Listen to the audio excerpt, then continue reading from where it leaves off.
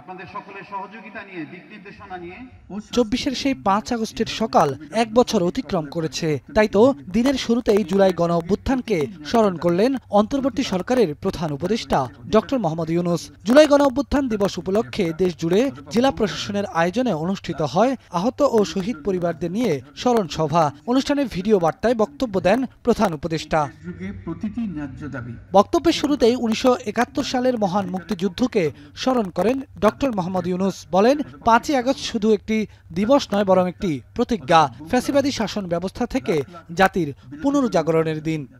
২০২৪ সালের উত্তাল জুলাই ছিল বাংলাদেশের ইতিহাসে এক সংকটময় অধ্যায়, ১৬ বছরের পুঞ্জীভূত ক্ষোভের বহিঃপ্রকাশ। এদেশের এই বিপুল সংখ্যক তরুণরা ১৬ বছর ধরে ক্রমাগত হতাশায় নিমজ্জিত ছিল।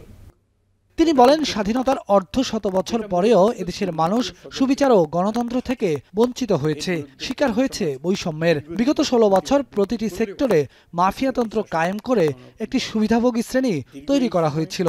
প্রতিটি সেক্টরে মাফিয়াতন্ত্র কায়েম করে একটি সুবিধাভোগী শ্রেণী তৈরি করা হয়েছিল, যারা আর্থিক ও অন্যান্য সুবিধার বিনিময়ে স্বৈরাচারের পক্ষে কথা বলবে, কাজ করবে। এদেশের গরিব মেহনতি মানুষের পয়সা লুট করে পতিত ফেসিবাদ ও তাদের সহযোগীরা এক একজন টাকার পাহাড় গড়ে তোলে। সীমাহীন দুর্নীতির কবলে পড়ে অর্থনীতি ভেঙে পড়ে।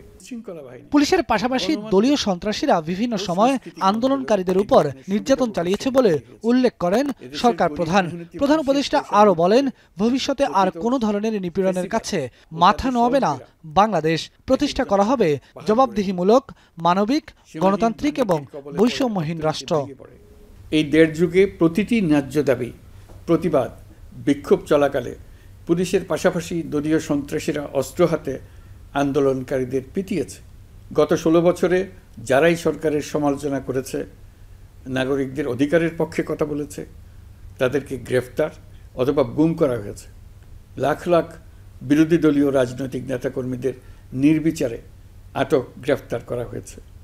এই ভয়াবহ পরিস্থিতিতে ২৪শে জুলাইয়ে দেশের ছাত্র সমাজ, তরুণ প্রজন্ম, সাধারণ মানুষ সবাই একত্রিত হয়।